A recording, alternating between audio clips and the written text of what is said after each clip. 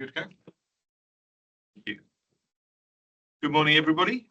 Welcome to this public meeting of the Transport Focus Board. And first of all, just to go through apologies. I don't think we have any apologies from board members. Everybody is here, so here either actually or or online. Does anybody have any declarations of new interests that haven't been reported to previous boards?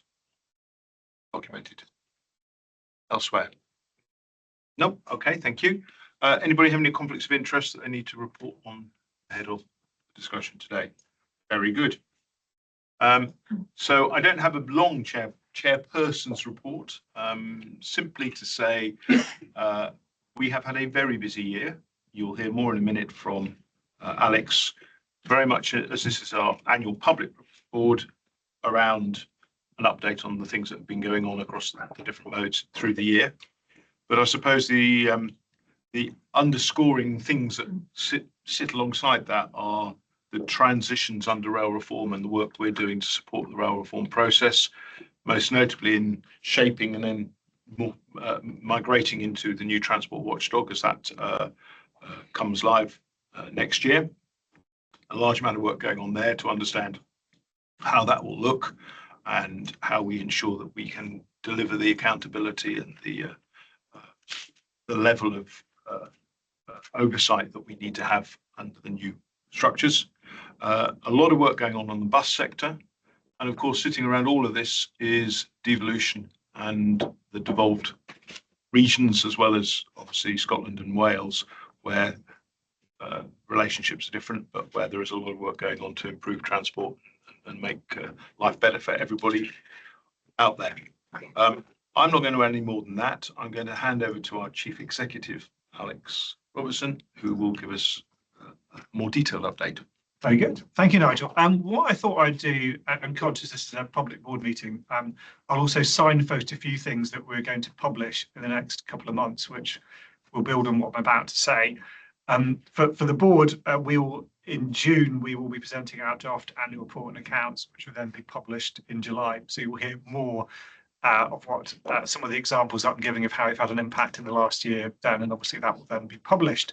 I'll pull out some sort of themes of the different ways in which I think we've made a difference this year, illustrating them where I can with specific examples.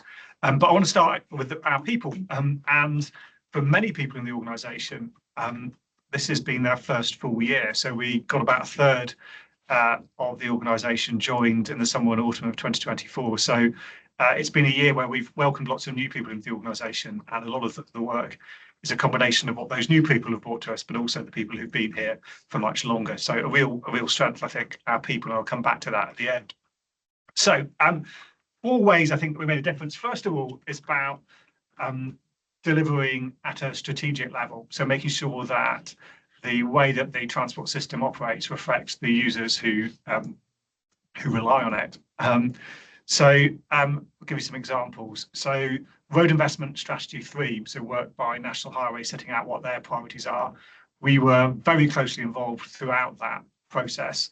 At the beginning of it, we understood very clearly what was important to all road users, not just your typical road user, and made sure that that was then reflected in the overall balance of the plan. So there's very much a shift towards renewing the existing road network rather than building new roads, and that will be one of the challenges that we then have to think about, what that renewal looks like, the impact on users in the years to come, reflecting the user priorities of making sure the road surface quality is as good as possible, the management of roadworks, and also that all users' needs are recognised and not just your standard car driver. So lorry drivers will hear more bit about that, I think, in the presentation that will follow, walkers, riders and wheelers, and also making sure that the needs of disabled drivers and passengers are also reflected in what goes on the strategic road network. And if you read the Road Investment Strategy 3, you will see explicit references to what we did.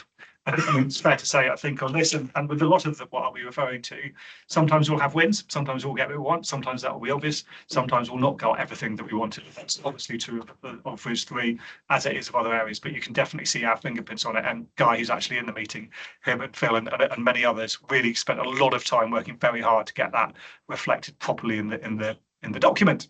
That's a well-established process. what we also want to make sure is when there aren't well-established processes, but there are opportunities to influence, that we take advantage of those, particularly on the railway. So railways obviously going through change at the moment, and in the summer, early autumn, we engaged with the Department for Transport and the Department for Transport, the train operating side of it too, and asked to be involved in the business planning process, the annual business planning process that train operating companies go through. And we agreed that we'd do that and spent a bit of time working out exactly what that looked like. But it meant that during the late autumn and early winter, we spent, many colleagues here and beyond in the organisation, we've got regional teams for those listening. We've got regional teams that focus on particular train operating companies and other transport modes in their geographic area. And they interrogated the draft business plans that were produced by train operating companies, spotted that things that we thought wouldn't work for rail users, things where we thought they were perhaps missing a trick and could look to make changes, and we fed that in. That, I think, is a process that will evolve, and the business planning process that is set up under Great British Railways, we want to make sure that we've got a very structured, clear way that we can be involved in that and really add value. And then we've been very closely working with the government on its approach to bus reform. I think we'll hear a bit more about this later. Your bus journey, I'll talk in a second about that, but expanding your bus journey to cover all of England outside London rather than relying just on the transport authorities that want to fund it. I think that's a very big step forward, as well as the work that we've agreed to do on bus outcomes, again, which we'll hear a little bit more about later.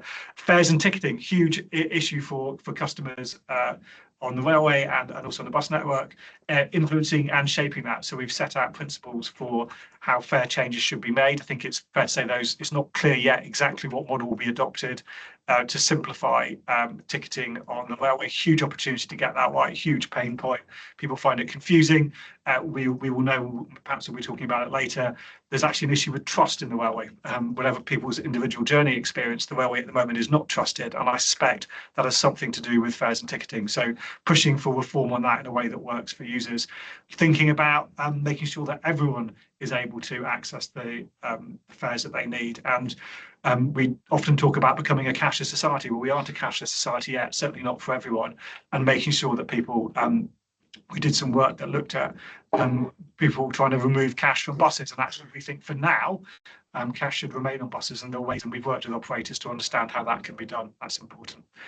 So that's the kind of contributing to the strategy. That's the first thing. The second thing is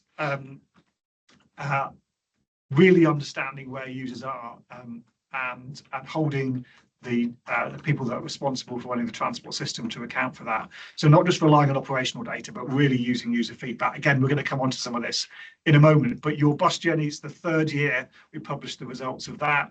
Overall, there's been an increase in satisfaction. But of course, what we're interested in is how the work that we're doing is really driving specific improvements. And there's some really good examples of that. We may touch on them. I can certainly give them later, where you can not just see the general influence it has, but the specific influence, in particular, transport authorities. Actually, we'll give you one. So Norfolk, they identified through the work that we had done an issue with bus stops in that area, and they revised what their plans were. And then we saw a significant increase in bus user satisfaction. I think they went from 81 to 88%. So you can see the impact there. Strategic road user survey. I mean, I think an important point to say about this is it's not all rosy, and things will go up and things will go down, and we'll call it out when it goes down. Strategic road user survey, we're looking back a bit further in time now, because what we report obviously is after the year end.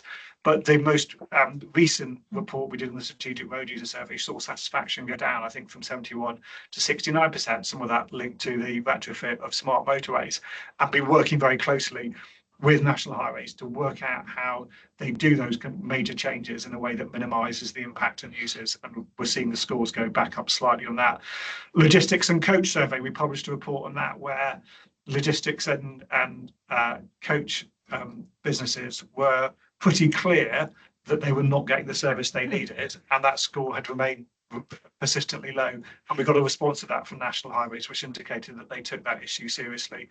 And the Rail Customer Experience Survey, again, we will hear more about this later.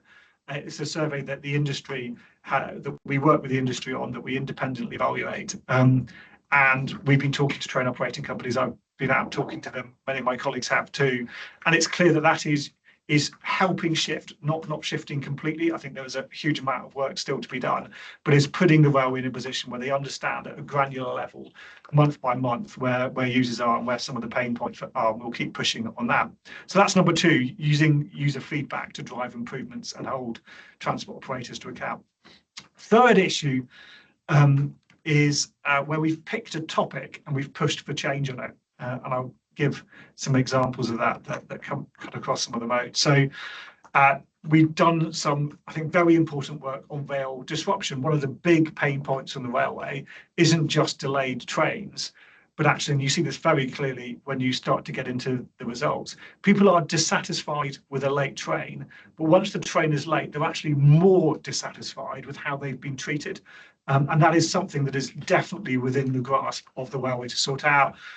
We did some very involved work the year before now with Great Western Railways and this last year during the autumn with ScotRail to put people to be in the control centre, so see what it's like for an operator, get people out on the network, and put the two together to work out where, not just where improvements would benefit users, but also see what some of the barriers to achieving that are. Very important work, but also with a huge tail end. We'll keep on working that through that at a system level, an individual operator level during this year.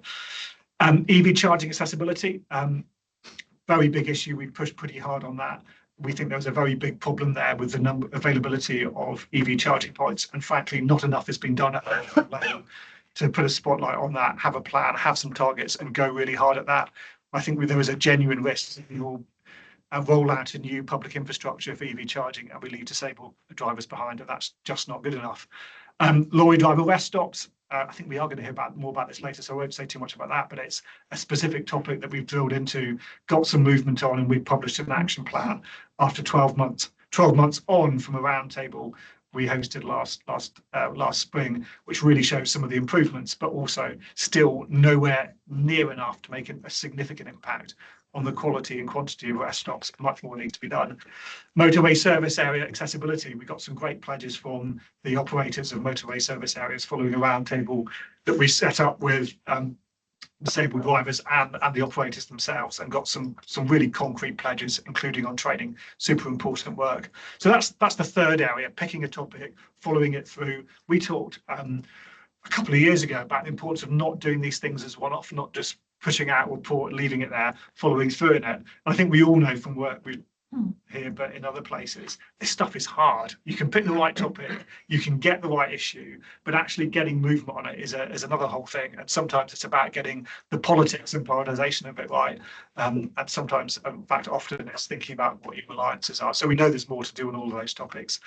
And the final area, and I think this is really important, and we'll pull some examples into the annual report, but it's not just the big picture stuff, it's about individual changes impacting individuals. And you'll see examples of where we've been able to help someone with someone who's made a complaint, being slightly given the runaround, and for example, changing from a senior rail card that they've got to a disabled rail card, and therefore when they made the change, losing some of the value they had on the senior rail card, just getting an operator to be sensible about that. Small things like we spent a lot of time, I haven't mentioned it before now, looking at about signage on the strategic road network. I don't know what everyone else feels, but how many people really know their junction numbers? So you certainly don't know your junction numbers if you're away from the area you normally drive around, but getting some clearer signage on that. So all sorts of things, from the macro to the project to the micro and to the individual, all of those things count and contribute to a broader shift that we hope will be leading to the interests of users being put more clearly at the forefront of decision making and delivery. That's the year we've had. I'll just briefly touch on looking forward, and again, signposting for those listening. So we're going to become the passenger watchdog through the rail reforms that are going through Parliament at the moment. That will build on our existing powers and responsibilities rather than replace any of them, and that will be reflected in our strategy and business plan that we will publish in the next few weeks. Everyone will be able to see that. And it's a big focus of our work over the next year, explaining what the change looks like generally, not just specifically in relation to rail. I and colleagues have been spending a lot of time talking to senior stakeholders across the railway, across bus and road network, MPs, council leaders, a whole range of senior stakeholders. We talked, I think, at the board maybe a year ago about how the change mustn't come as a surprise. It's not like we're one thing one day and another the next. So taking people with us, and certainly I can reflect back that having talked to pretty much all of the train operating company MDs in the last 2 months, it's not a surprise. It's not now a surprise. They've tended probably generally to focus on different aspects of rail reform. Obviously, a lot of them have been brought into public ownership, but talking through what the change looks like, what we expect of them, how we'll act in future, how they'll see more of us holding them to account. I think it's been important to do that, and I've generally been reassured by the response. It's also showing people what we're doing. We're not waiting till next spring. We will talk about this, I think, in a second. The report that we publish in June on the rail customer experience survey, that'll be the official statistics report, the impartial report that says the facts as they are, and our commentary on it. Our commentary report will effectively be our manifesto for what we think is important for rail users and how we'll hold the railway to account. Absolutely crucial document. And we'll do things that we will be clear how we expect that to be picked up at the individual train operating company level and at the system level. So we'll be talking to the Department for Transport, Network Rail and DFTO and others about that and expecting some change. We also need others to work with us on this. One of the things for us to do our job effectively is we need to be consulted at the right time and in a meaningful way. And sometimes that works and sometimes it doesn't. So we're both asking the railway to make sure that we are consulted on anything that directly impacts customers early, but we're also calling them out when they aren't doing that. And there have been some recent examples of that. I think some of that will be just as the rail goes through this process of reform, some of it will be lock up one of the conspiracy. I think it will just be the system getting used to new ways of working, and we need to get there early and set those behaviours in the right way. And then the kind of final thing, I guess, sort of looking ahead is also just showing and explaining some of the changes in more detail. During the autumn, we'll be doing more of that, and particularly talking about how we'll use the new consumer standards and sponsorship of the Rail Ombudsman. We talked about how we do that internally. We're going to talk to the outside world a bit about that in the autumn and put that in the broader context of our ambition for what we want for rail users. I mean, this is all quite challenging, quite exciting. Some great stuff to build on. We are going to be super busy as an organisation. We're going to expand in numbers. We're going to have to stick to the plan, make sure we're super clear what our priorities are, that we all know what we're trying to achieve, keep at it for the next year and beyond as we get ready for that change. And I guess that brings me just right back to our people. So we did a people survey 4 weeks ago, something like that, and some things that I think we need to reflect on and that we need to get a bit better at, particularly in terms of training and development. But also it showed that our people are really up for it. We got very high employee engagement score at 85%. We've got very strong alignment around what motivates people and the vision and values. So we're starting from a strong place, but as I said, some pretty exciting and interesting challenges ahead. I've talked for long. I better stop. But there you are. Thank you, Alex. I'll open to questions from other board members. Just one sort of observation that jumps out at me from all of that. What I think has been really important is that we are working with all of these different agencies. That a feature of how we are doing our business now is to be engaged with everybody who is having to make the difficult decisions and make all the both operational delivery decisions and the policy strategic decisions. And our aim is to be inside all of those conversations and helping to inform and to drive the customer perspective and all of that, making sure that the customer is firmly put at the centre of everything that's going on, be that in bus, rail or road. And we continue to pressure on that, but hopefully in a collaborative way, not an adversarial way. And certainly our job is not to sit and lobby. Our job is to make sure that we are helping others to get it absolutely right first time for the customer. That will not be an easy game. And it's not going to be easy for the rail sector or indeed any of the other sectors as they go through the next year ahead. So questions from anybody on Alex's report? Anybody got anything they want to add? Tricia? Well, it's a question. It's really impressive, and obviously it's excited on a lot of this work as it's evolved throughout the course of the year. So it's very clear to me that we are making an impact. My question is, are the key people that we are working with who are running the transport system across all modes, do they recognise that we are making an impact? And as you talked about early involvement and people missing something, are they coming back to us more often? Are they coming back to us at the right early stage? We're increasing. I guess we're saying we're making an impact, but what's the perception of the people who are running the transport system? Good question. I mean, colleagues might want to jump into this. I think from the meetings that I have, I'd say pretty positive. So the meetings that I'm going into, the starting point is all working together. We take seriously customers, and they're coming ready with examples to kind of demonstrate that. That's pretty much universally the case. So that they feel like they sort of, I guess, need to be on their toes a bit, but also then let us in. I think, but it's very different, isn't it, depending on where you are. So National Highways, you've got one big organisation. The challenge there is getting out into the regions and getting the regions to all engage with us in the right way. If you look at the bus network, obviously that's a completely different way across the country. I think on the railway, one of the challenges is going through change. So I would say generally that there is a desire to get us in the room. I think that it is, with rail reform going on, you've got some train operating companies that are in public ownership, some that aren't. You've got the busy gluing themselves together, trying to work out what the future looks like at the same time as running. I think there is a bit of cock up going on, and actually there's just one of the things we'll be saying to them is they really need to work out how they're consulting and engaging not just us, but the public generally and other stakeholders in a very systematic way. So you just know, if I'm making a change like this is what I do. And I think that's the thing at the moment that is missing a little when we're finding we're not involved when we should be. I'm just going to add to that, Tricia. I mean, in terms of how we are perceived by our various stakeholders, I obviously, as chair, spent quite a lot of time talking to those stakeholders. I think broadly speaking, it's positive. Everybody is very pleased with the way that we are engaging and what we are doing. There is much work to do. I think Alex's point is really well made, that the challenge for the whole sector, and I'm not just talking about rail here, is that everything is in transition. We've got franchising going on, we've got devolution going on, we've got rail reform going on. Systems are changing, processes are changing, and we need to make sure as they change, they are embedding the customer input much more rigidly and robustly into the processes, and that means embedding us. And that piece of work is key to how the watchdog will set up and do its business. William. Thank you, Chair, and thanks very much to Alex for his comprehensive report. It's been a very, very busy and achieving 12 months, and particularly I think we've been impressed by the level of engagement that you and other senior colleagues in the organisation have had on our behalf. We've heard about the concern around operational colleagues and their awareness level of our activities.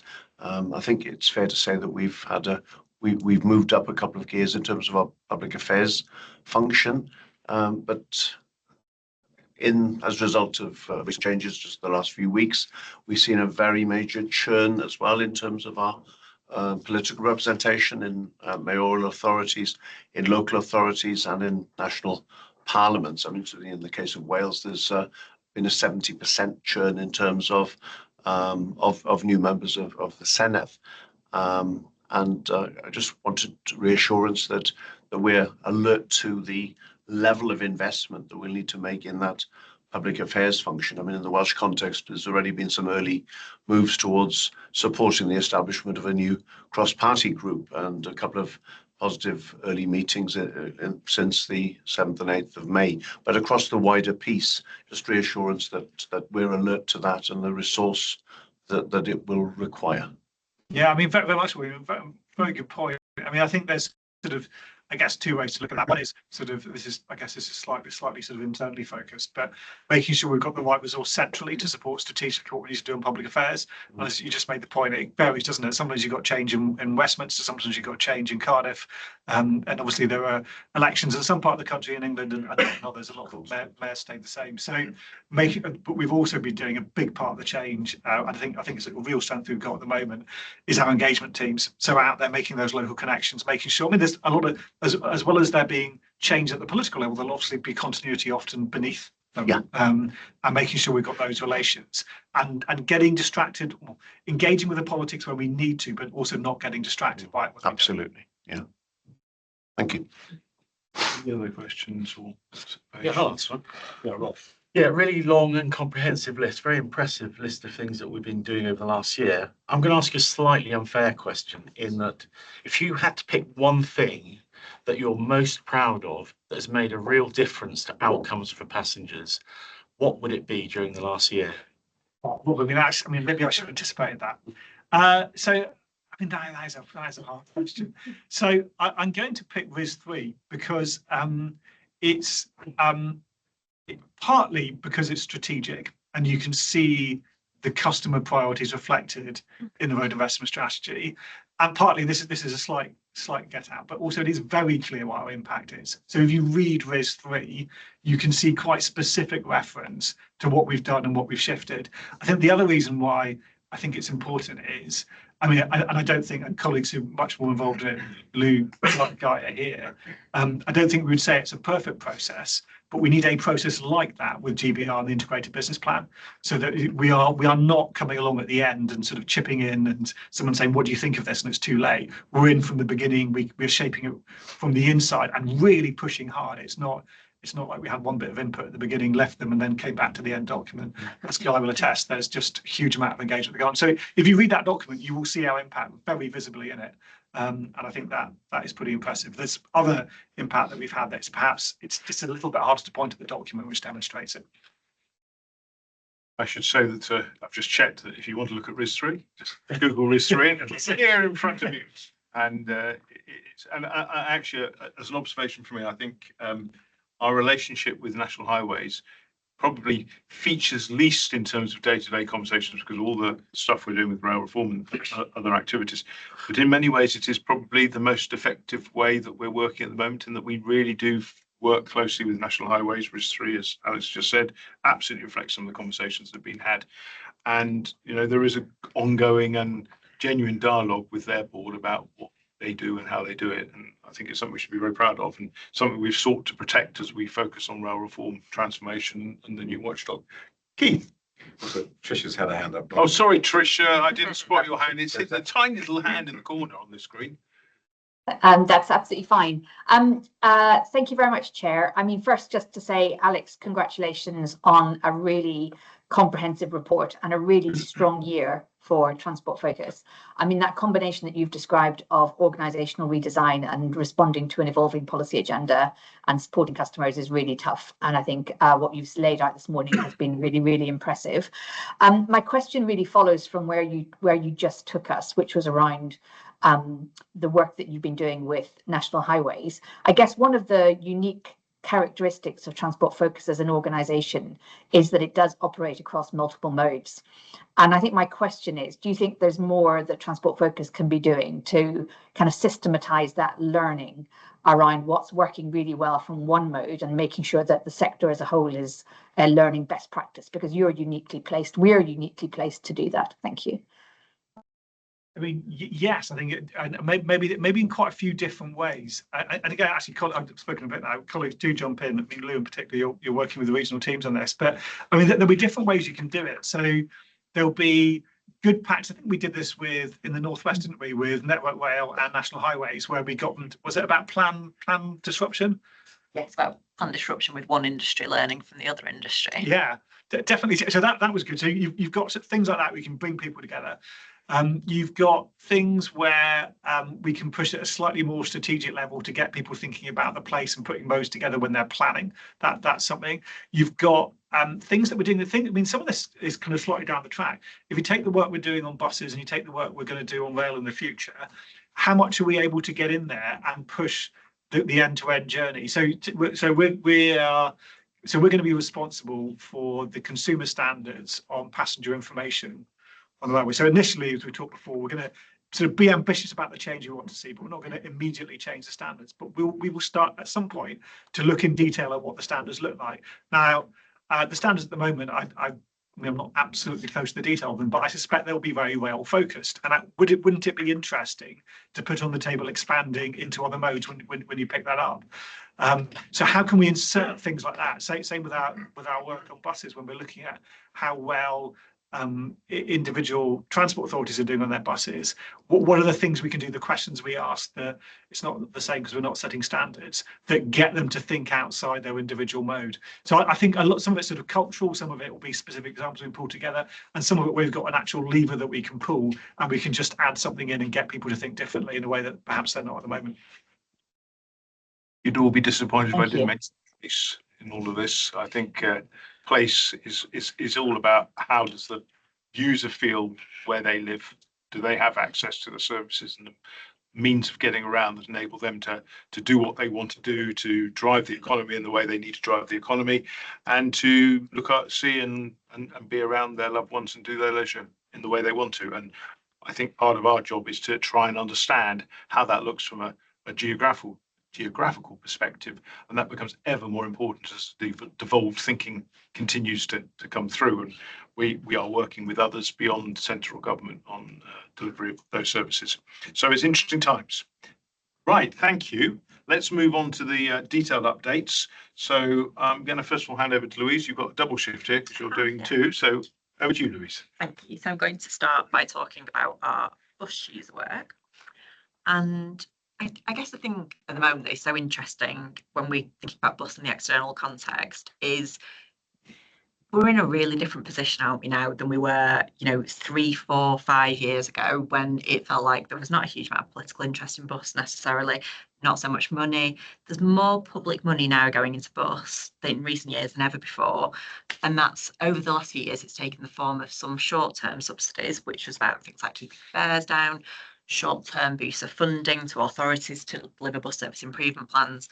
But now there's it's a 3 billion multi-year funding package. So there's lots of investment. Powers being devolved to the local and regional level. It's, the point that William made about, increasing devolution and the impact that has on the way services are being managed and led. But with that comes the rising expectations, doesn't it, of a sector where investment is happening. There's greater funding, there's local powers. There's a clear need for that to demonstrate into real outcomes for passengers. And so I feel that the work that Transport Focus does in that space is more important than ever in that context. So Alex referenced this before, obviously the board know about this. Alongside our current work, we're developing an enhanced role, which is focused on bus passenger experience, which will bring together the more ambitious data-led approach with targeted, again, place-based engagement. So that will be about measuring performance, identifying issues earlier, focusing where it really matters most, and really kind of practical improvements for passengers on the ground. And still in the early days of being developed. And I guess thinking about the relationships we have, particularly to your point, Tricia, strengthening the relationships and the way that we engage with people is going to be so crucial to underpin that. But one of the pillars of that work is our Your Bus Journey survey, and that's actually what I want to focus on today. So I'm going to hand over to David, who is going to take the majority of the work for this particular shift.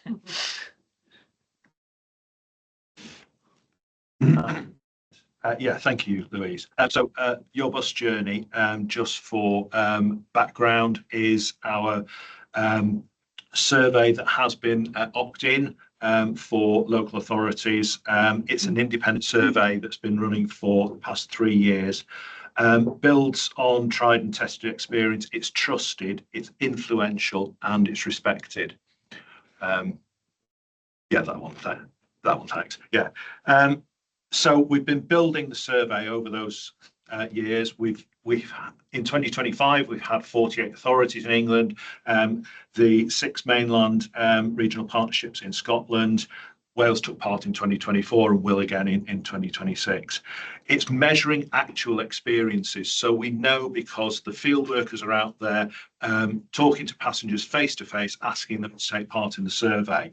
50,000 people responded to that in 2025. So we've got real depth of the results. It's continuous throughout the year, so it builds the insight as that goes. And the key to it is that the areas can benchmark and compare against each other and see where that good practice is happening and be able to draw on that. Next slide, please. So the good news is that because that is having an influence and an impact, that overall satisfaction of the experience that passengers are having is improving year on year. On the left-hand side of that slide, England has gone up to 85% from 83 last year at 2024 and 80% the previous year. So that is growing year on year. We've got areas like Greater Manchester that are growing by 7 points, Lancashire, Blackburn with Darwin growing by 6 percentage points each year. So that has actually shown that that impact is having a local effect as well as a national one. And in Scotland, from 2024 to 25, they went up from 86 to 91% overall satisfaction. And Strathclyde at 93% was the top area there. And in the middle there, you can just see a snapshot of the green circles there, that over half in Scotland and half of passengers in England are very satisfied. So in the top level of satisfaction. Next slide, please. And one of the key things that supports that is punctuality and waiting time. So does the bus come when the promise of the timetable says it will? And how long do I have to wait at the bus stop? So better information and things like that support that expectation for passengers. And you can see there that the results are getting better each year. England at the top there. The punctuality of buses gone from 70% in 2023, 77% in 2025. And the figures are even better than that in Scotland. Next slide, please. On the other side, though, because we're not just looking at what's really good practice and lifting that and helping areas to understand, but also where the focus needs to be on improving things for passengers. Value for money has decreased, particularly in England. It's gone down 10 percentage points in the last year. That is a really key thing that we're looking into. It's clear to us that there's quite some complexity behind it. Things like the single bus fare that went up from £2 to a £3 cap. And if people have to catch more than one bus in their journey, that's a flat single fare, so they have to pay that multiple times.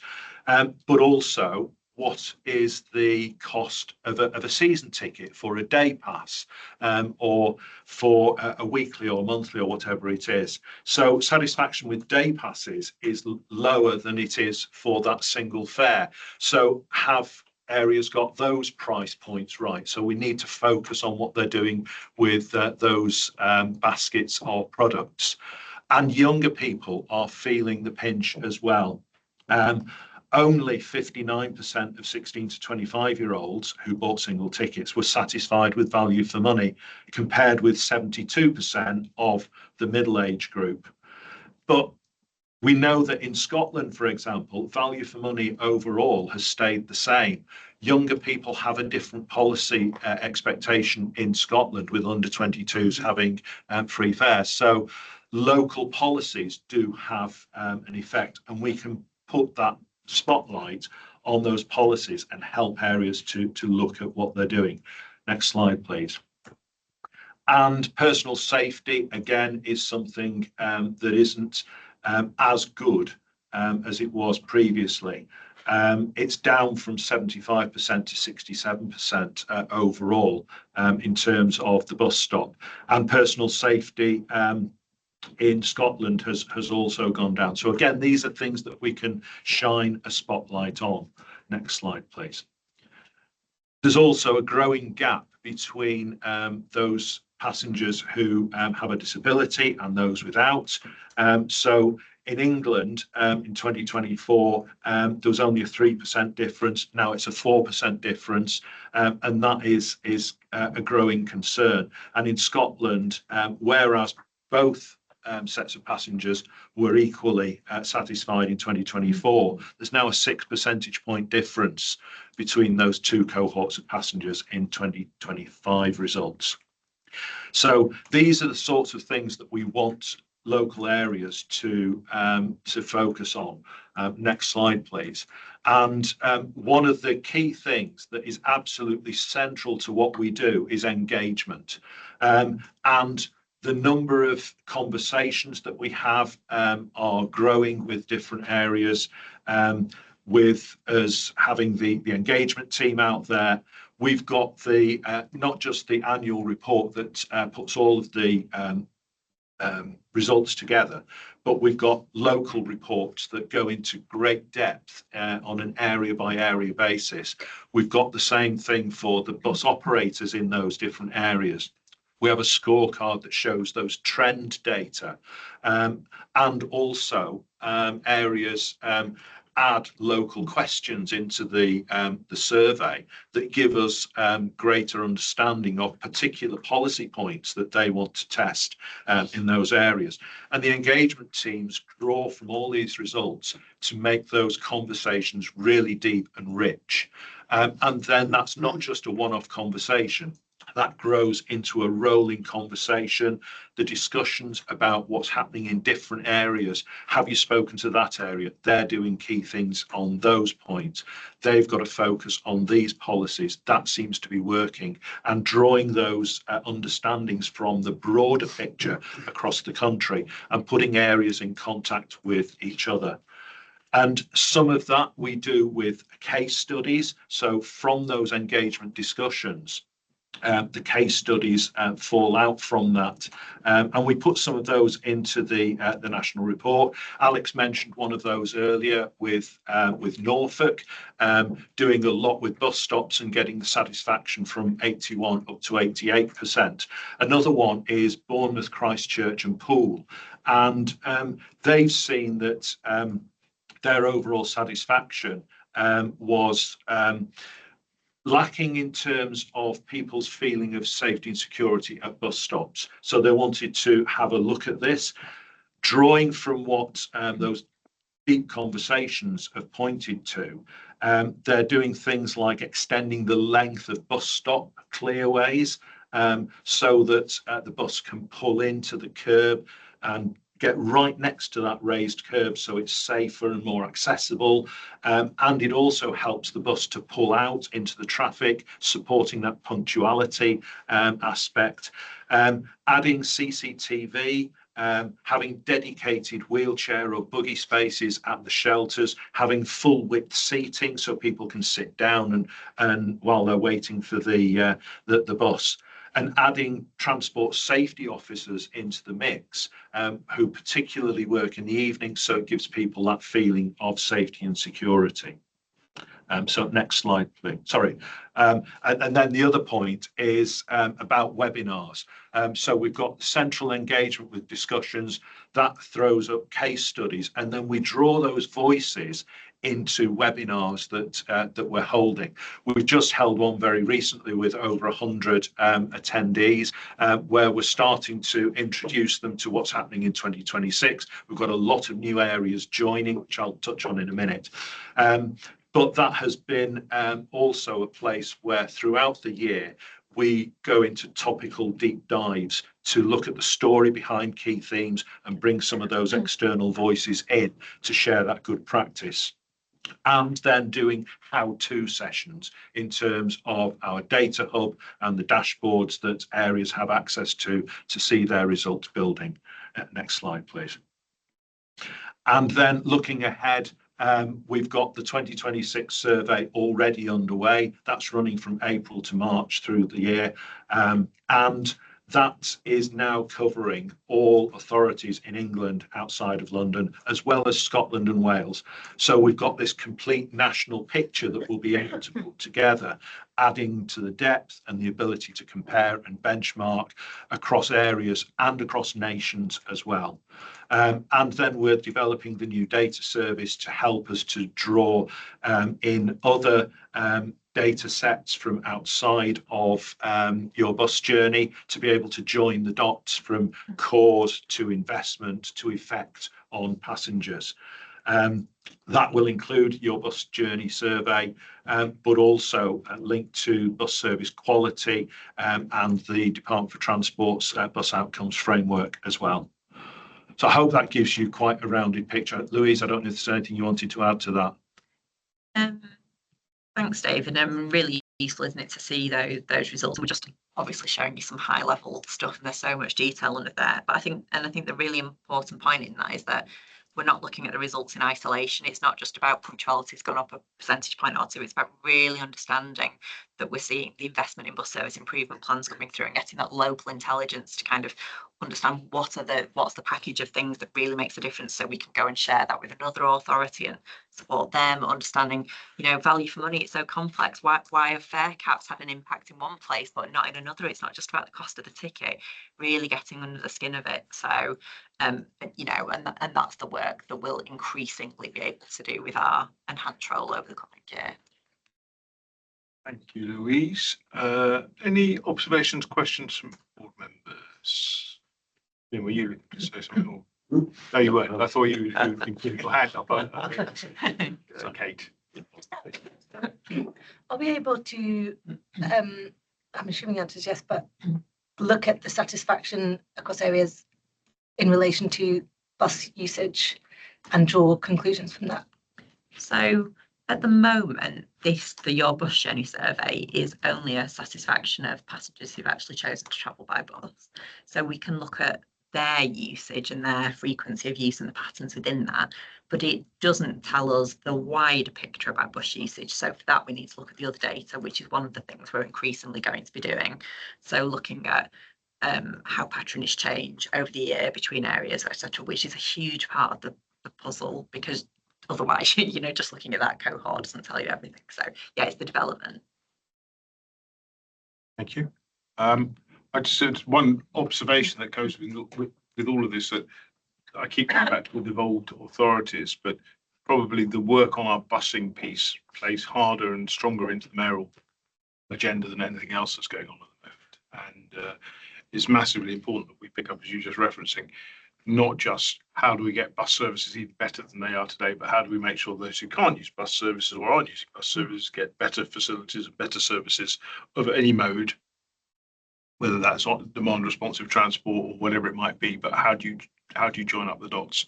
So how we extend that bus survey work to get that wider picture, I think, is a super important part of how we support the mayors and the regional authorities as they ramp up their thinking. And there's a big immaturity in some and not so much immaturity in others about how they're doing that, because some are new mayorals that are just setting up and getting going, and others are long-standing, have got a good grip on what they're trying to do. Okay, anything else on buses from anybody? William?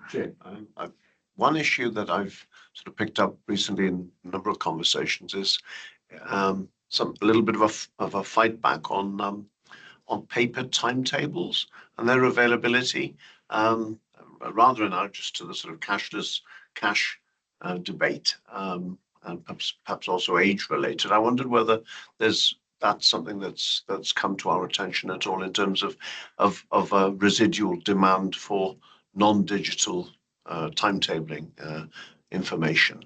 Yeah, I mean, I think information, whether it's at stops, whether it's on websites, whether it's something that people access, by going into a bus station or travel shop, is hugely important. Yeah. And what's been really interesting is where we've seen some areas make significant gains in terms of satisfaction with punctuality, does appear to have been led in a lot of cases by satisfaction with information rather than actual changes to punctuality necessarily. Yeah. Because of course, if you know when the bus is coming and you know how long to wait, that really helps people. So I think it's not so much a paper timetables issue as a, what are the different channels that people want and how are they available? So for some people, it will be digital information that stops. For some people, it will be in, the phone in the pocket, won't it? For some people, it will be paper timetables. So partly it's about mixed economy. Yeah, and operators and authorities knowing who their customers are and how to get the right information to them. Thank you. Rob?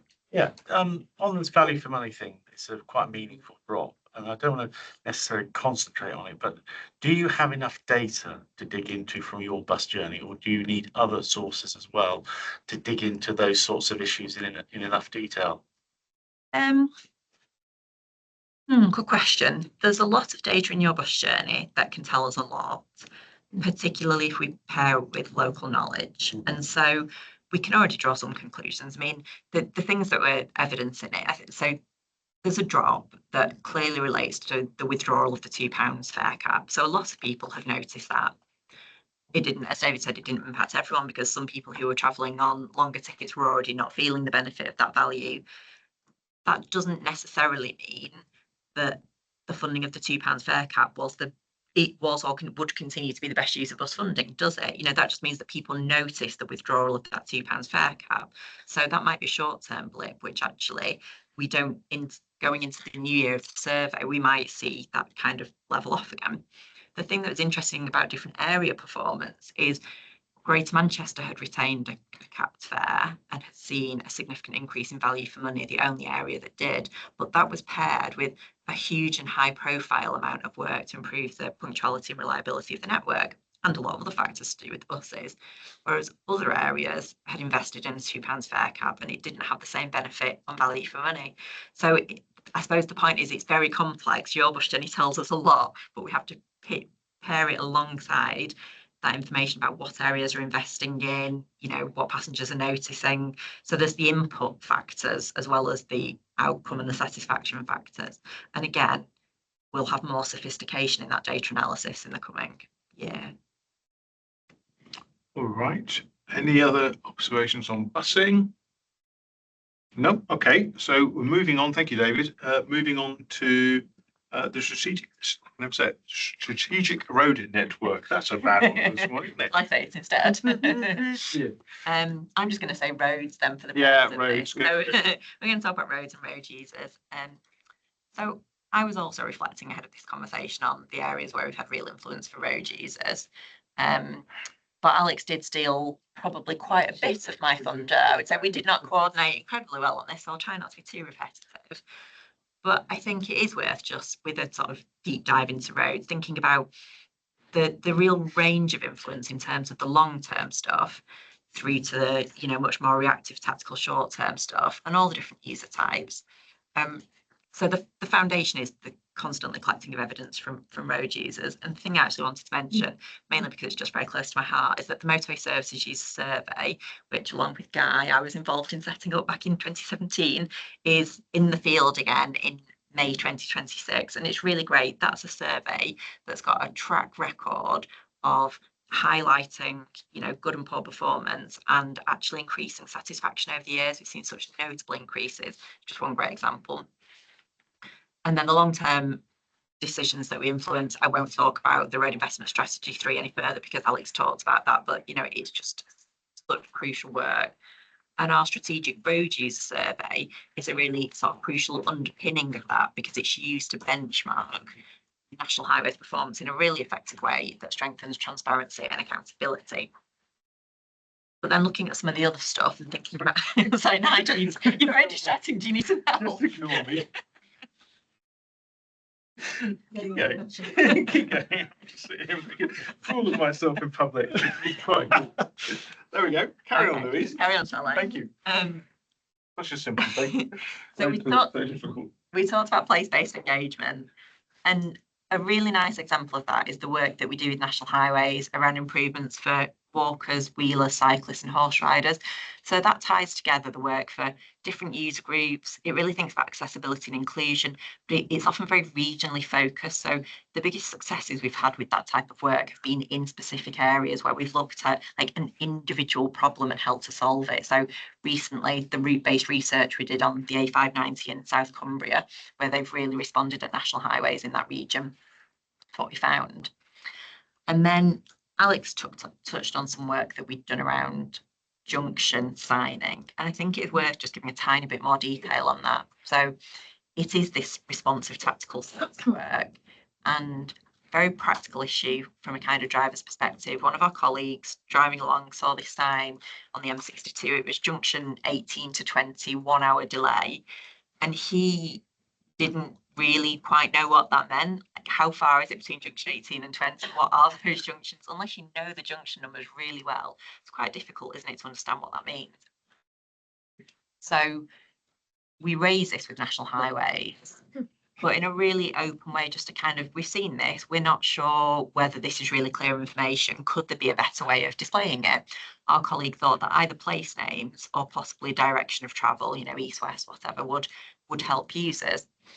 And National Highways responded so positively to it, just a really kind of like, oh, great, you've raised something that could be a problem. Let's have a look together at what we could do. We weren't we were clear on the outcome we wanted in terms of clear information for users, but didn't, we weren't being sort of prescriptive about how to get to that outcome. So National Highways did some really good work testing it with users. So people like the place names, people do not know the direction of travel on the whole. So our colleague was surprised by that. I wasn't, I would never know what direction I'm travelling in. So after testing those different approaches, and there are trade-offs in that, because if you put place names on, there isn't as much space on a sign to say kind of how many junctions and time to get to them. So it is a trade-off. But ultimately, after that good user testing, there's been a clear shift to putting place names alongside junction numbers. And that's something that's going to be seen by millions of drivers over the next year. So it's a small but really, really tangible improvement. And I think it is worth sort of celebrating that sort of tactical work. And also it shows for us and our colleagues the value of being out on the network, spotting things and just, keep reporting and raising them. But what we want to focus on today is a specific update, and that's on our work to improve lorry driver facilities. So I'm going to hand over to Catherine, who's going to take us through that. And then if we've got time at the end, there's a couple of slides on electric vehicle charging that I'd like to run through, see how we get on. The board also endorsed the Sorry. Thank you. So yeah, I'm just going to talk a little bit about our work on lorry drivers. So next slide, please. So firstly, why is this issue so important? Road freight underpins the economy. It supports growth with around 82% of all freight in the UK that's moved by road. Almost everything we depend on has spent part of its journey on the back of a lorry, from essential medical supplies, the materials used to build our homes, and ensuring supermarket shelves are stocked. And I think that contribution is often overlooked, and so is the role that lorry drivers play in keeping the country moving. It's also a demanding job, long hours, strict regulations, long hours away from home and people's families. Yet many drivers still don't have access to the basic facilities they need. At the same time, we have an ageing workforce and a lack of diversity, and that creates real recruitment and retention challenges. So improving facilities not only supports driver welfare, but also delivers wider benefits for the economy and society. So next slide, please. So the change we want to see is fairly straightforward, although it might not be so straightforward to get to it.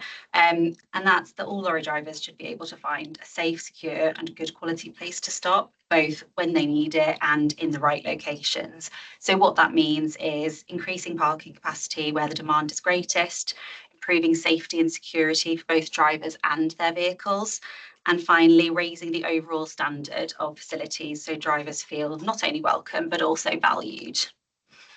Next slide. So what are we doing? A key role for us is to listen to drivers, understand their experiences and use that evidence to push for change.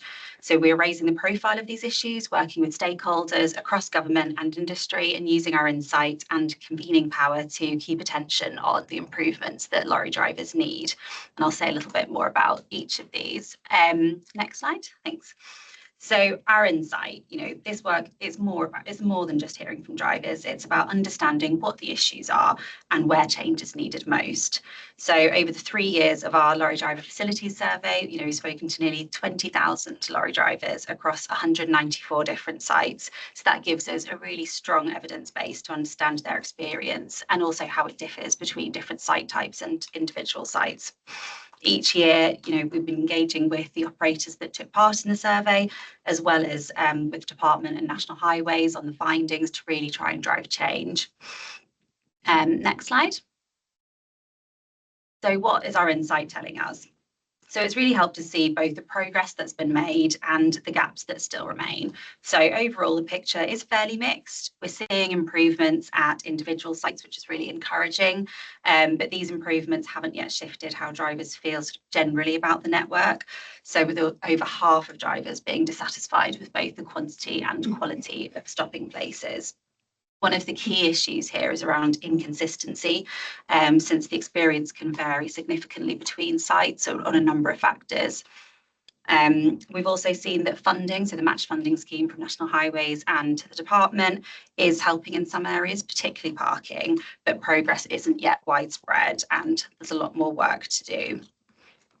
Next slide. So the other area I mentioned was around how we're trying to raise the profile of the issue. So alongside our insight and our engagement, we've taken a really deliberate approach to keep this issue visible across the sector. So that means highlighting where facilities, why facilities matter, not just to drivers, but to the freight sector and the wider economy. Our Always On campaign, delivered with partners, has really helped amplify the message and reach wider audiences. And alongside this, the publication of our survey findings has secured consistent trade media coverage as well. Next slide. So we've also used our insight and wider work to engage directly with policymakers and industry leaders. So this includes contributing to parliamentary discussions and select committee evidence sessions. We've also shared our work at industry forums to influence thinking and priorities. And this has really helped us position ourselves as a credible evidence-led voice on these issues. Thanks. So through convening and collaboration, we've really brought the sector together to try and focus on some of the practical solutions to some of the key issues. So the example of this is the roundtable that we hosted with industry leaders, including Rachel Taylor, to help build a shared ownership of the issues and identify areas for action. So this informed our 12-month action plan and the 6-month report we published not long ago. And the idea with this is for partners to take responsibility to deliver those actions. And we're constantly kind of tracking progress and maintaining engagement to kind of keep that momentum going with those that took part. Next slide.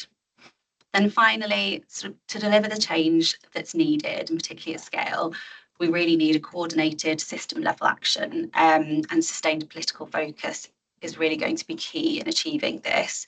This includes strengthening planning policy and securing more predictable funding. Better data and mapping are really needed to target investment effectively. There's also a role for the private sector in supporting improvements at sites, both individually and providing additional capacity. And we'll continue working with operators and other stakeholders to maintain visibility and support progress. A final slide. So just a little bit around what's next. So our immediate focus is sharing the year 3 results with operators and stakeholders to support and encourage improvements. We'll also be reconvening the roundtable to review progress against our action plan and then publish the year 3 results come later in the year. And alongside this, we'll continue to raise the profile and through engagement, try and influence change. That's it, thanks. And then let's go on to the next slide, if that's okay, and I'll just whiz through just a few highlights. Can we just have a pause there and just talk about lorry drivers? We can, Nigel, the other chair. Before we do EV, just because I'm just, were you wanting to say something, Sandra? Shall I? It's on the lorry drivers, yeah. I'll say something then. Yeah. So, first of all, Catherine, I will just want to probably thank you. I think what we're doing on this work is absolutely brilliant. I mean, brilliant because it's drawing on our convening powers so effectively. And I was at that first workshop last March, and the way that we are structuring that work to consistently drive the attention onto this issue and to keep coming back to it again and again and again. And I've been in meetings with the minister recently on the subject, each time just continually applying the pressure, coordinating our thoughts very carefully and making sure they're backed up by evidence. It's a classic way of doing our job. And I think we're doing it particularly well on this lorry driver thing at the moment. And I hope lorry drivers will start to appreciate and are appreciating some of the impact that it will be having and should have over the next year or so. But it's a massively complicated piece of work, and there are so many vested interests and stakeholders involved in this area. It's really hard to drive progress, to get progress and to get movement. And the fact that we are starting to see that is a real credit to everybody who's been involved in it. So thank you. Sandra. Thank you. Yeah, I can only second what you just said, Nigel. Really important piece of work, and I think I mentioned that before. One of my uncles back in Germany was a lorry driver, and I've seen how demanding that work is, and it's such an overlooked group. I think it's fantastic what we're doing there. So I've just got one question, because I mean part of the working conditions is the sites, but there's obviously also the sort of employer side, which is not in our remit. But have we had any feedback from employers, any sort of interest and input in how they could also contribute to improving conditions for lorry drivers? Was there anything? We probably had less engagement around the kind of overall working conditions, but there is a separate piece of work that has kind of been done. It's called Trucking Lives, which has been done by Loughborough Oxford Unit, which kind of really focuses on those overall working conditions. And some of the things that they've been looking at is kind of propensity to leave the profession, and some of those reasons do include sort of the state of facilities, amongst other things as well. So I think, you know, one of the things that we can really think about, particularly in year 3, is how we can kind of really draw on those different data sets to kind of paint the picture. Yeah, because if we're looking at a sort of more place-based approach in other areas, it feels like if we're looking at lorry drivers as a group, there's a sort of broader viewpoint where these things come together, don't they? And it's not just about the rest stop, but it's the overall thing, isn't it? And yeah. I think it's fair to say that we found it more challenging to get good quality engagement with the logistics operators themselves.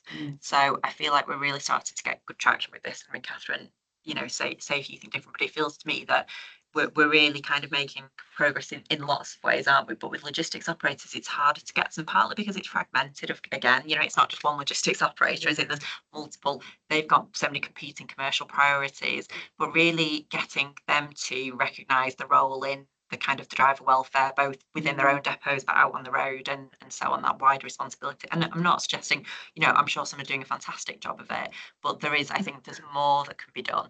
And some of the really interesting initiatives around sharing depot space and opening it up for other drivers do need to be logistics operator led. That's where some of the potential is to make big improvements overall. Okay, thank you. Any other questions, comments on roads? I think it's worth just noting here that one of the ways the board works is we get out and do visiting board meetings to different places. So we've just recently done one to Leeds to go and look at a rail maintenance depot and listen to Northern Rail's work on customer experience. But I have stuck in my memory the visit to the M42 junction and looking at the huge job of upgrading an intersection there, and the complexities and scale of that project really didn't come home until you start walking the ground and seeing what goes on. And I also have standing in my memory a visit very early in my tenure to the Cannock Chase motorway services, or truck stops, should I say. Yeah. And again, how powerful those visits are as a way of bringing to absolute clarity for board members some of the reality of life out there. And I think we need to continue to try and do as much of that as we can. Maybe a board meeting at a truck stop would be an exciting prospect for us all. Yeah. Good fun. Can I have my 2 minutes on EV accessible charging? Yeah, no. Of course you can. Go for it now. Can I have that slide back? Another success story.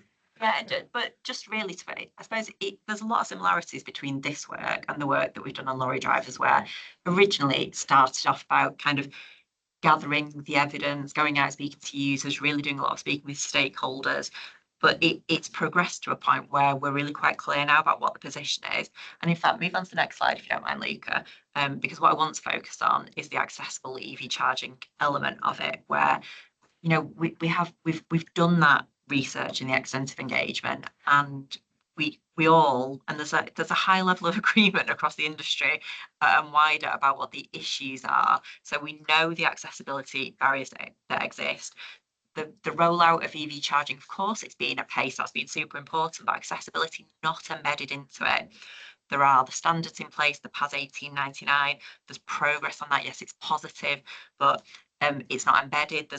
We're waiting for a new PAS 1899 issue, and it remains a voluntary standard, and that is not driving the behaviours that we need to see. There's no clear plan at the moment. So that is the position. So having done all this work, Transport Focus has been able to articulate this really clear position now, where we're saying that we need to see a plan for accessible EV charging. It needs to cover the minimum number of accessible charge points for any public charging facility, targets and dates when we expect to see those rolled out, so the progress can be tracked.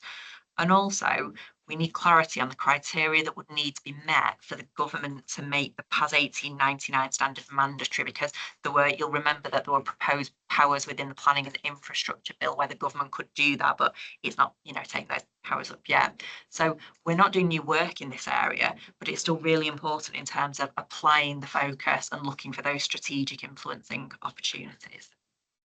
Thank you for those extra. Finished on that. Done now. Oh, so I guess in that case, because again, this is really important, and it's I think we're probably taking a more robust approach on this and more vocal approach than on just about any other subject we're touching at the moment, in terms of really being clear about what we see as a critical hole in the way that the infrastructure is being rolled out. And we will continue, as it says so clearly, it's not about new research. We know what the situation is. How do we make sure that we're doing everything in our power to influence those who have to make the decisions to try and drive this agenda? And the other bit that I think is important here, it's not just the classic accessibility piece. Anybody who has any challenges with lifting or height or anything, anybody who's done electric charging a car, the charging points are heavy, the screens are often difficult to read, they're often high up. It's not an easy thing to do if you're not focused on it. And I think it's a really great piece of work. Well, it's not a great piece of we'll come back. That's good. So that's really good work. Thank you again. And thank you for bringing that to the table. Okay, next up. Anybody got any questions on EV? Keep up the good work. Yeah. Great work. Natasha, over to you. Rail. Thank you, Nigel. Good morning, everyone. So before I do hand over to colleagues to do a deeper dive into two particular work streams that we're working on, I just wanted to share some reflections on where I think we've got to over the last year since we had our last public board meeting.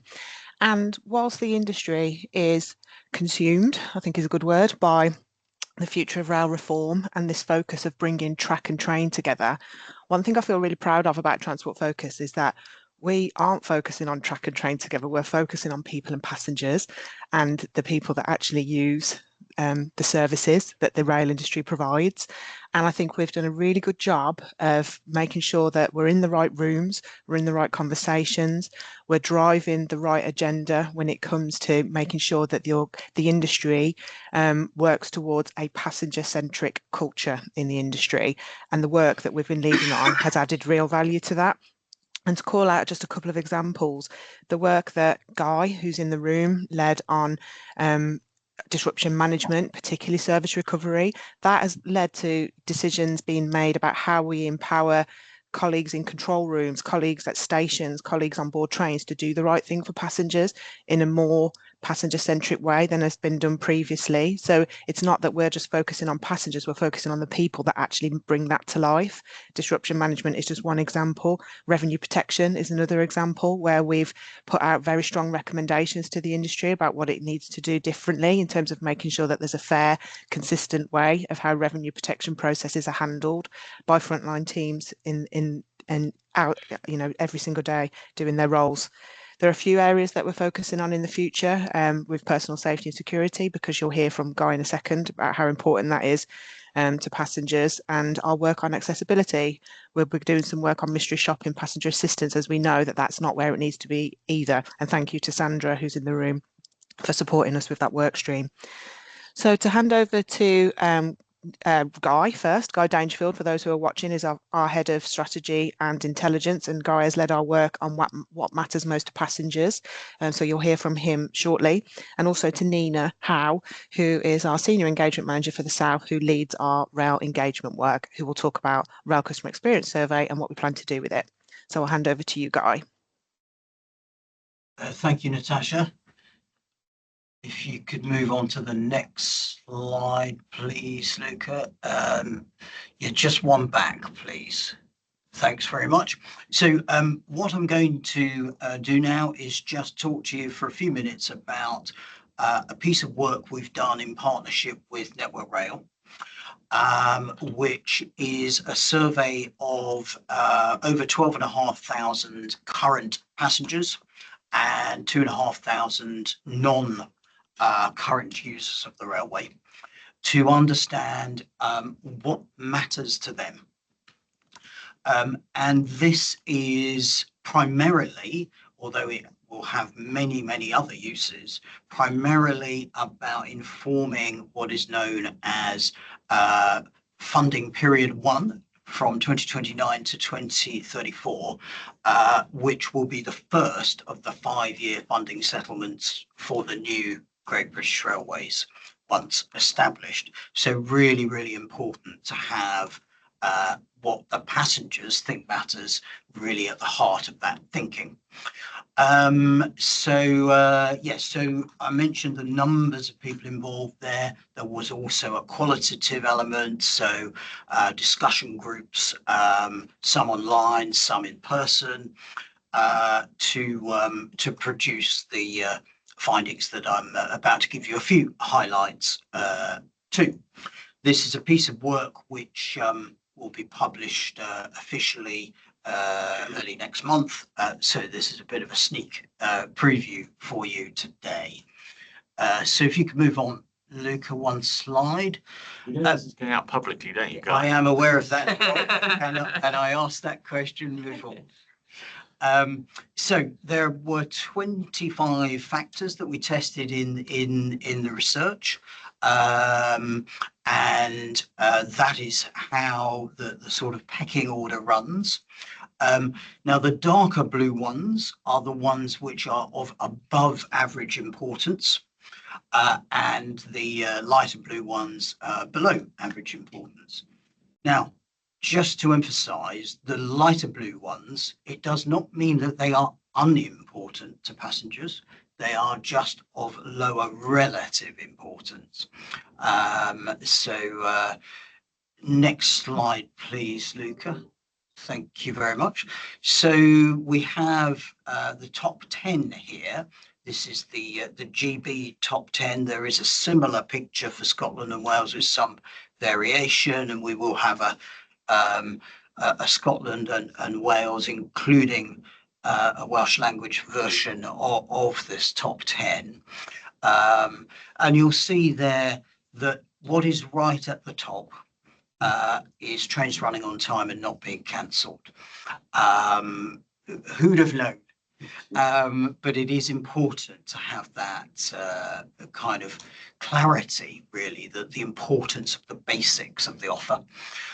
You'll see also that personal safety and security is up there as places 2 and 3, followed by value for money, which is a mixture of money and also what you are getting for your money. So punctuality, reliability, the quality of the service, whether you get a seat, disruption management, that sort of thing.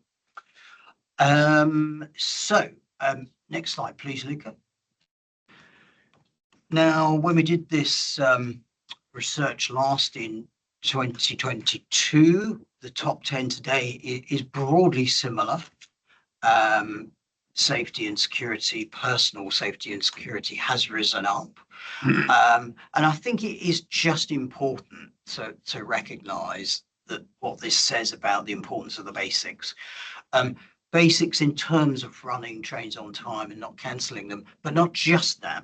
There's the other elements of the delivery that come into this. It's about, are the lifts all working and that sort of thing, the quality side of the value for money assessment in people's minds as well. And punctuality and reliability, running trains on time, not cancelling them, and value for money. They're high up that list of what matters to passengers, and also they are the ones that passengers say the railway is performing least well at currently. Value for money is the biggest single thing that the non-users say would get them back using the railway. Trains and stations being accessible to older people and disabled people comes into the top 10 this time. Now, obviously what I'm describing here is the overall average of those 12,500 passengers.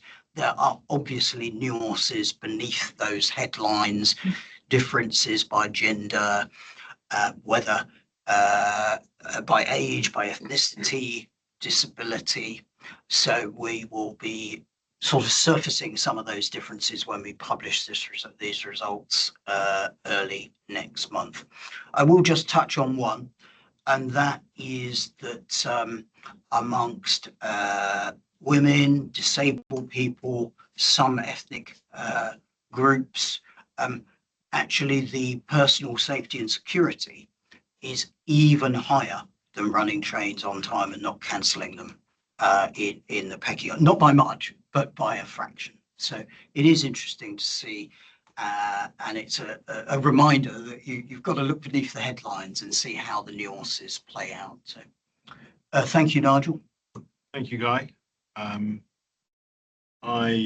Sorry, Natasha, just before you, Stefan, I've just offer a couple of thoughts. One on perceptions and how important perceptions are in all of this, and how it is very important that we focus on people's perceptions of what they're receiving and the services that are being provided, as much as the hard data. There's a very big piece around that that's important. And would also commend the thought leadership seminar that was done under Alex's auspices earlier in the year, a month ago now, which really focused on customer experience under rail reform and what the expectation should be there, and about making it a customer-led, not operationally led service. So there we go. And Natasha, back to you. Thank you, Nigel. I'll just hand over to Nina. Thanks, Natasha. Morning, all. So I'm just going to run through our work in relation to the Rail Customer Experience Survey. So just a bit of sort of background to start with. It's a really important development. It came into life last summer, and it's a huge quantitative survey where, much like your bus journey, passengers are asked about their experience of their journey while they're travelling, and it gives a really great insight into those varied experiences. And I think it's particularly important, in terms of where the industry is right now and the kind of transformation. And I think it will be kind of absolutely critical to how the industry kind of focuses on the things that are most important to passengers, as Guy's just kind of covered. So could we have the next slide, please, Luca? Thank you. So as I say, huge survey. I think likely to exceed the 130,000 responses that were anticipated annually. So as I say, gives really great insight, and will be from our perspective. So we're an industry lead, an industry funder. There are other partners that fund the survey, including the DfT, RDG. And I think it's really important that we're able to use these insights to drive focus on the things that are most important to passengers, and of course improvements. So it's going to be we're going to use this alongside work such as passenger priorities, other performance data, to hold the industry to account, and to work with it to really identify where it can turn the dial on kind of key issues for passengers. So in terms of our work, we are currently building a toolkit of things that we can do to use the data to drive that change, and that includes a drumbeat of quarterly scorecards, and as well as those kind of quarterly scorecards, we're going to be using the data kind of we can access that data kind of all the time in our monitoring and in those kind of consistent conversations that we're having with industry through our engagement work. And also one of the kind of key things that we will be doing with the survey data is producing a 6-monthly report. Now, the report is actually a suite of activities. So the first one to sort of talk about and to pull out is the official statistics report. Now, much like kind of NRPS was an official statistic. We are responsible as the passenger watchdog for creating a 6-monthly official statistic report. Now, this obviously has to adhere to the various regulations around official statistics reporting. So initially we will be an official statistic in development, and this will be a sort of subjective, not subjective, I should say. So a factual reporting of the data in the guise of data reports and also a summary. So, excuse me. So that, excuse me. So that's kind of one element of what we'll be producing. The other is a commentary report that will enable us as the passenger watchdog to provide our view on the kind of state of performance. So how is the industry performing, and how are passengers feeling? So 2 distinct reports, one kind of official statistic, the other very much, our opportunity to talk about how we think the industry is doing. Next slide, please. Thank you. So worth talking about the officials, this in a bit more detail, particularly I talked through the official statistic report, a bit more about the commentary. So the commentary will be a real opportunity for us, and particularly the first one of which is due in June. It'll be a really good opportunity for us to do a number of things. So to pull through those passenger priorities that Guy's been talking about, that we see in that report, and also through things like kind of key drivers, to look at the kind of emerging issues in the data, and to kind of see what the data is telling us, but also in the context of our own transition towards the new passenger watchdog, and enable us to kind of position our transformation, to talk about, to provide kind of context in terms of where our priorities are, where we think industry should be focusing. So that's being kind of transparent and evidence-based, so that we can be kind of clear about what people can expect from us as the watchdog, and also what we expect from industry in terms of where to focus, and the kind of the steps we expect to drive improvement. So in terms of the first report, which is due out next month, as I mentioned, we're sort of in the depths of creating, designing and delivering that, as you'd expect. The report will provide a kind of an overview of industry performance, and will also draw out some of the kind of key themes that Guy's talked about, and that we want the industry to focus on. So that will include personal security, disruption, accessibility, those kind of key priorities that we as an organization have, and are very much evidence in the data, that continuous data that we're seeing. So that's very much the focus at the moment. Our intention is that it will be a it will be we will treat it with kind of as a proactive media, and there's an engagement program being developed. We've already been engaging with the industry to signpost what to expect, and to make sure that the industry is kind of preconditioned in terms of making sure that when we land our recommendations, that we're able to kind of get on and work with them to kind of drive improvements in those key areas. And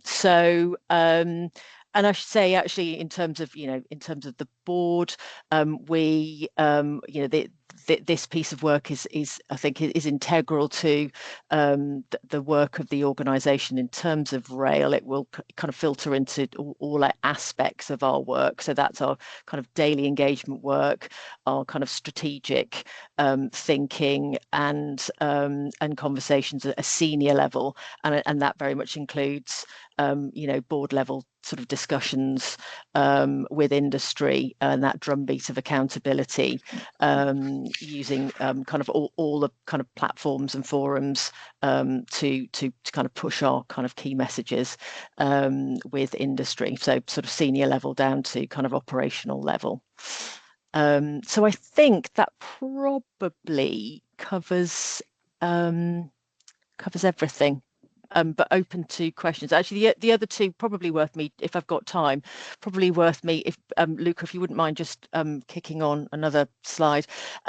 This is just to share with the board an example of our last scorecard. So this was published in February. Our latest scorecard will be published on our website alongside the June 6 monthly reports, and this just gives an example of how we use those quarterly scorecards to drive a drumbeat of engagement with operators and Network Rail. So the larger survey enables us to have a snapshot, a complete snapshot of the industry. So that includes open access operators, as well as airport operators, that we're now able to include in our scorecard. And it, the scorecard continues to have that comparative snapshot, and includes what we know is so critical to driving satisfaction. So that's the kind of performance metrics, those ORR performance metrics that you see on the right hand side.